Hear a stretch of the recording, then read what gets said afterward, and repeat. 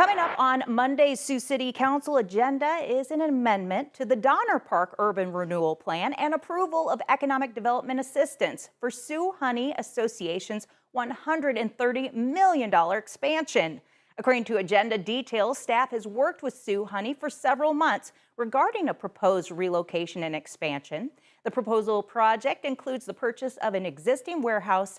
As part of that project, the company would relocate its California operations to right here in Sioux City, creating 39 new jobs while keeping the existing 75.